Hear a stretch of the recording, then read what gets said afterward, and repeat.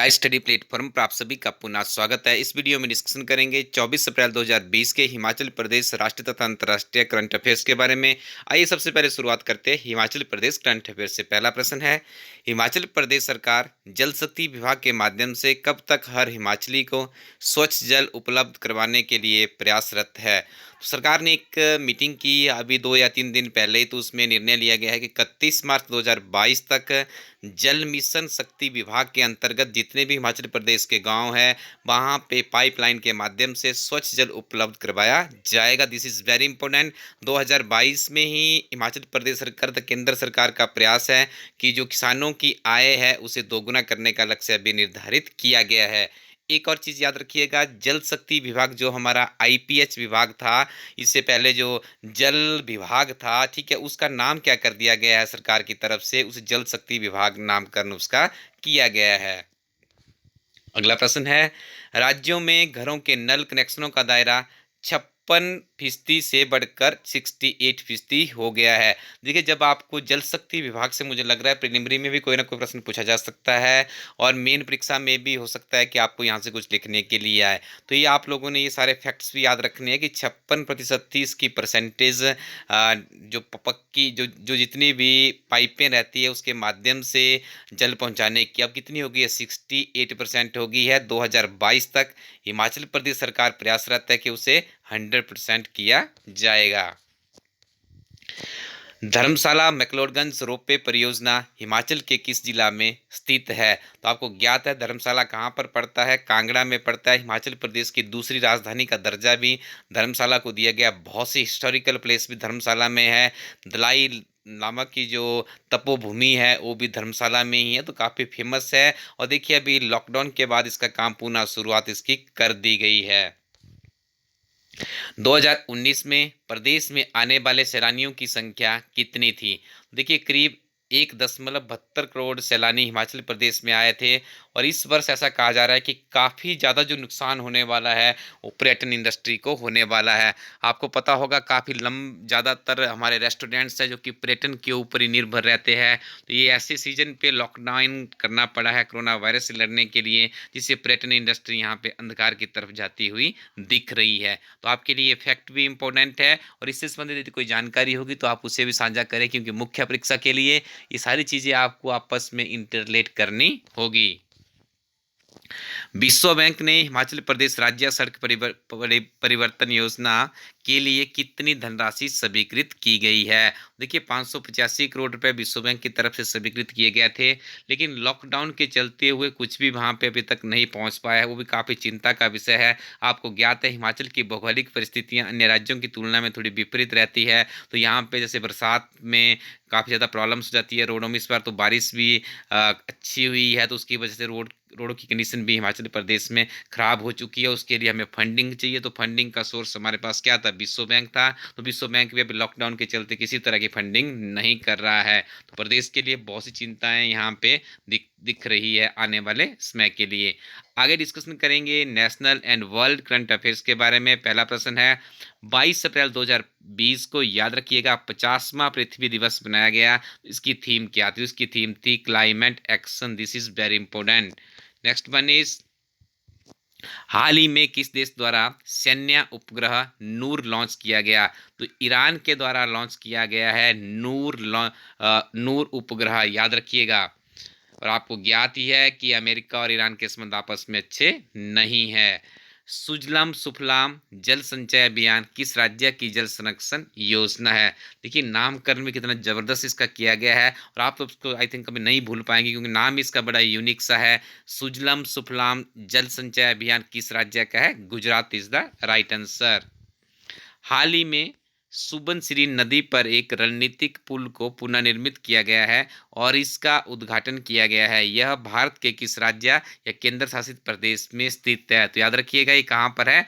अरुणाचल प्रदेश में। आज आपने मुझे कमेंट सेक्शन में बताना है कि अरुणाचल प्रदेश के मुख्यमंत्री कौन है और वहाँ पर कितने डेप्टी सीएम है, यानी वहाँ पे कितने उप उप मुख्यमंत्री भी बनाया गया है, ये भी आपने बताना। और एक चीज़ आपको मैं बता देता हूँ, अरुणाचल प्रदेश में भी क्या था, लेजिस्लेटिव काउंसिल थी, यानी विधान परिषद था वहाँ पे, और उसे भी अभी निरस्त कर दिया गया है। जो वहाँ के मुख्यमंत्री काफ़ी सुर्खियों में है, काफ़ी महत्वपूर्ण प्रश्न है। आपसे ये भी प्रश्न किसी कंपटीटिव एग्जाम में पूछा जा सकता है। तो आज आपने कमेंट सेक्शन में बताना है अरुणाचल प्रदेश के मुख्यमंत्री कौन है और कितने वहाँ पे डिप्टी सीएम है।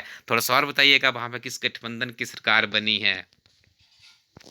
रिलायंस जियो की करीब 9.9% यानी 43,574 करोड़ की हिस्सेदारी किस कंपनी द्वारा खरीदने की पेशकश की गई है। दिस इज वेरी बहुत बड़ी डील होने वाली है। आपको ज्ञात होगा जियो बहुत बड़ी कंपनी है भारत की। सिर्फ जैसे अक्सर तो आप लोग ही जानते हैं कि जियो क्या डील करती है, मोबाइल का जो नेटवर्क है या मोबाइल से एक्टिविटी करती है। नहीं, ऐसा नहीं है, बहुत सी सर्विसेज जियो के अंडर चलती है।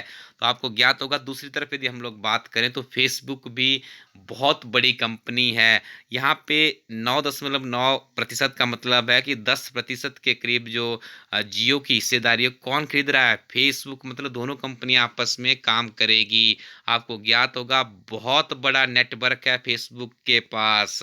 और दूसरी तरफ जियो का भारत में यदि नेटवर्क की बात करें, काफ़ी बड़ा नेटवर्क। जब ये कंपनियां दोनों आपस में मिल जाएगी तो जैसे जियो के अन्य बिजनेस है, रिटेल के सेक्टर में जियो किसी और सेक्टर्स में है, तो ये आपस में देखिए दोनों कंपनीज मिल जाएगी तो आने वाले समय के लिए काफ़ी हेल्दी सर्विसेज हमें देखने को मिल सकती है इन दोनों के। यहाँ पर देखिए इन्वेस्टमेंट भी कोई छोटी मोटी इन्वेस्टमेंट नहीं है, 43,574 करोड़ की। यदि टैक्स टुक्स हम लोग हटा दे तो ऐसा लग रहा है कि 35-38 हजार के करोड़ के आसपास इन्वेस्टमेंट देखने को मिलेगी। तो देखिए आने वाले समय में आप लोग इसको याद रखिएगा कि रिलायंस जियो की जो 10% की हिस्सेदारी है करीब करीब वो फेसबुक कंपनी के द्वारा खरीदी गई है। अगला प्रश्न है, कोरोना वायरस महामारी के दौरान देश के डॉक्टरों और नर्सों पर हमला करने वालों के खिलाफ लाए गए अध्यादेश में अधिकतम कितने वर्ष की सजा का प्रावधान किया गया है। तो 7 साल की सजा का प्रावधान किया गया है। इसके ऊपर मैंने एक अलग से वीडियो बनाया, आप उसको जरूर देखिएगा, बहुत इंपॉर्टेंट वो वीडियो है। उसमें कहा गया है, यदि मैं बात करूं उसमें मैंने क्लियर किया था कि अध्यादेश क्या होता है। भारतीय संविधान के अनुच्छेद 123 के अंतर्गत जब लोकसभा या राज्यसभा का कोई भी सेशन, कोई भी जो सत्तर है उसका काम नहीं कर रहा होता, तो राष्ट्रपति को यह अधिकार होता है कि वो उसी तरह किसी भी तरह का कोई कानून देश की जो तत्कालीन परिस्थितियों को देखते हुए कानून जो जरूरी है, लाजमी है, उसे लाया जा सकता है। लेकिन उसकी वैलिडिटी कितनी रहती है, 7 सप्ताह तक रहती है। और यदि किसी तरह की आपातकाल में उसकी वैलिडिटी 6 साल, माफ कीजिएगा 6 महीने की हो जाती है। इसमें बहुत से प्रोविजंस किए गए हैं, तो आप उस वीडियो को देख लीजिएगा क्योंकि यहाँ पे पूरा मैं नहीं बता पाऊंगा। आपको मिल जाएगा वहाँ पे, हमने उसको आप जैसे हमारे इसमें जाएंगे इला स्टडी करंट अफेयर की सीरीज में, उसके नीचे ही वो वीडियो कहीं ना कहीं आपको डिस्प्ले हो जाएगा। उसके टाइटल में आपको डॉक्टर शब्द मिल जाएगा। भारत की शांत घाटी कहाँ पर स्थित है, तो इसका सही उत्तर है केरला। मैं अक्सर काफी दिनों से घाटी के ऊपर कोई ना कोई प्रश्न जरूर ला रहा हूँ क्योंकि एचएस की परीक्षा में एक प्रश्न ऐसा जरूर पूछा जाता है। नेक्स्ट वन इज, हाल ही में किस बैंक ने अमेजन अलेक्सा और गूगल असिस्टेंट पर वॉइस बैंकिंग सेवा शुरू की गई है। तो इस बैंक का नाम है आईसीआईसीआई बैंक। याद रखिएगा एक प्रश्न ऐसा भी जरूर पूछा जाता है, और इस बार तो मैंने आपको पहले कहा है कि कोरोना के ऊपर आरोग्य सेतु ऐप है, किसानों के ऊपर एक बहुत ही बेहतरीन ऐप सरकार के द्वारा लाया गया है। इससे संबंधित और भी चीज़ें आपको जो लेटेस्ट कोरोना के कारण भी कुछ ज़्यादा प्रश्न बने वहाँ से भी देखने को मिल सकता है। This is also very important question. Next one is, हाल ही में झारखंड राज्य द्वारा आवश्यक वस्तुओं के वितरण के लिए कौन सी एप्लीकेशन लॉन्च की गई। तो झारखंड बाजार के नाम से एप्लीकेशन यहाँ पे लॉन्च की गई है। अभी देखिए कितना सिंपल प्रश्न देखने को मिल रहा है। यदि यही मैं 4 ऑप्शन कर देता हूँ, ठीक है, एक कर दिया झारखंड बाजार, एक कर देता हूँ झारखंड ऑनलाइन शॉपिंग, एक कर दिया झारखंड ई मार्केटिंग, एक ऑप्शन कर देते हैं झारखंड विकास, ठीक है, विकास ऐप, कुछ इस तरह से कर देते हैं। ठीक है, देखिए उस टाइम कितना एक कंफ्यूजन वाला प्रश्न बन सकता है।